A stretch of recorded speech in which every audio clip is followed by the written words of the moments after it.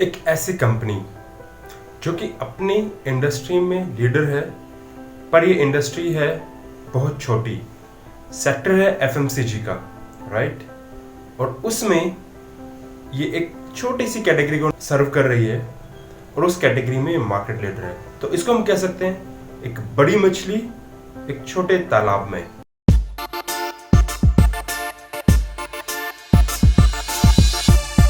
दोस्तों, मेरा नाम है राहुल चौहान और I am your share investment strategist. और आज हम जिस कंपनी के बारे में बात करने वाले हैं उसके बारे में जानने से पहले click on the subscribe button below और यस बेल आइकन पे जरूर क्लिक करिएगा सो दैट कोई भी इंटरेस्टिंग वीडियो आपसे छूट ना जाए। आज हम जिस कंपनी के बारे में बात कर रहे हैं उसका नाम है बजाज कंज्यूमर्स।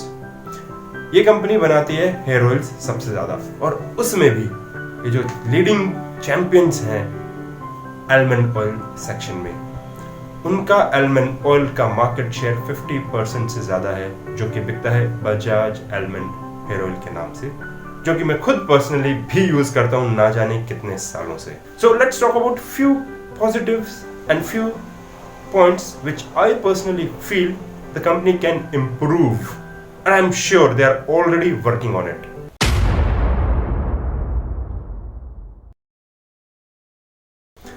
पहले हम स्टार्ट करते हैं पॉजिटिव चीजों से बजाज कंज्यूमर्स में। जैसे कि मैंने आपको बताया, इनके पास एक लीडिंग ब्रांड है जिसके पास 50% से ज्यादा मार्केट शेयर है हेयर ऑयल के, स्पेशली आलमंड वाले सेक्शन में। एक बहुत बेहतरीन चीज है क्योंकि आप वहां पे प्राइसिंग को कंट्रोल कर सकते हो। दूसरा पॉजिटिव पॉइंट, कंपनी बहुत ज्यादा पुश कर रही है ग्लोबल प्रेजेंस पे, और ये काफी south Asian, African, middle east countries में अपने प्रोडक्ट्स को पुश कर रहे हैं, जो कि उनकी जील को शो करता है। तीसरी जो एक अच्छी चीज ये लोग कर रहे हैं आज के टाइम पे कि ई कॉमर्स पे अपनी प्रेजेंस इंक्रीज कर रहे हैं, और वहां से इनका सेल्स 2.5 गुना से ज्यादा बढ़ चुका है। और आज की डेट में रेवेन्यू को, इवन तो वो एक छोटा पार्ट है, वो लगभग 2.5% है, पर जो सेल्स है वो काफी हद तक इंक्रीज हो चुकी है। एक बेहतरीन चीज है।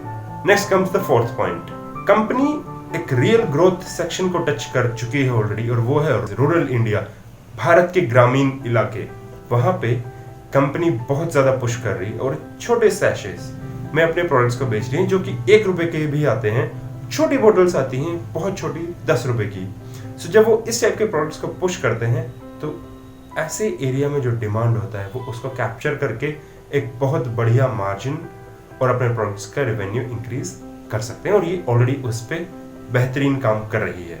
Fifth and the last point which the company I feel is doing great, company की बुक्स के ऊपर लगभग कोई भी कर्जा नहीं है। इट्स ए डेब्ट free company which is awesome, और उस पे है सोने पे सुहागा कि कंपनी के जो प्रॉफिट मार्जिन हैं वो 23% से ज्यादा हैं, व्हिच इज एब्सोल्युटली अमेजिंग कि आप एक जगह मार्केट लीडर हो अपने सेक्शन में, दूसरा आप प्रॉफिट्स कमांड कर पा रहे हो और आप मार्जिन्स कमांड कर पा रहे हो। बेहतरीन सिनेरियो किसी भी इन्वेस्टर के लिए। But before we go ahead and decide our mind, देख लेते हैं कि कंपनी को क्या चीजें इंप्रूव कर लेनी चाहिए, which I personally feel and I am sure company उस पर ऑलरेडी काम कर रही होगी।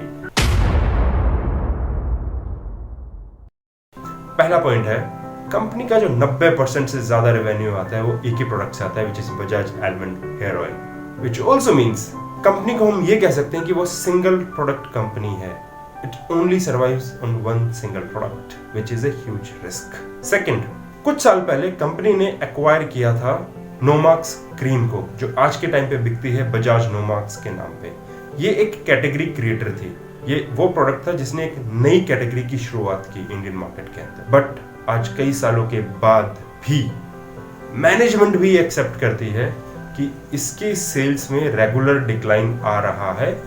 एक्विजिशन के बाद से इसका मतलब ये हुआ कि कंपनी इसको जिस लेवल पे ले जाना चाह रही थी वहां पे अभी तक ये फेल होती हुई दिख रही है। तीसरा पॉइंट, कंपनी के पास सिंगल प्रोडक्ट है, अच्छी मार्केट शेयर है, तो ऑब्वियसली कंपनी अच्छा कैश जनरेट कर रही है क्योंकि इनके पास कोई कर्जा या डेब्ट भी नहीं है। इस वजह से पहले ये बहुत अच्छा डिविडेंड पे आउट रेशियो था इनका कि अच्छा डिविडेंड पे आउट करती थी, बट पिछले कुछ सालों से इन्होंने अपना डिविडेंड पे आउट रिड्यूस कर दिया है। Which is not a good sign, specially जो डिविडेंड के लिए इन्वेस्टर्स FMCG सेक्टर में कंपनीज में इन्वेस्ट करना पसंद करते हैं, right? So this is something I believe company should be working on, and I'm sure they are already working on it.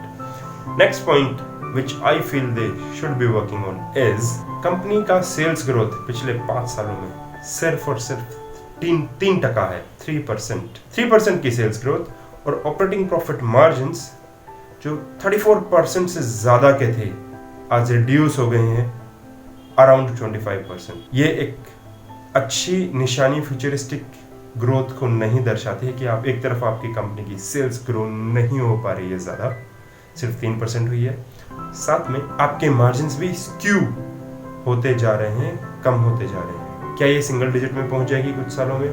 Is a risk which investor need to analyse before they go ahead and decide to invest in any company.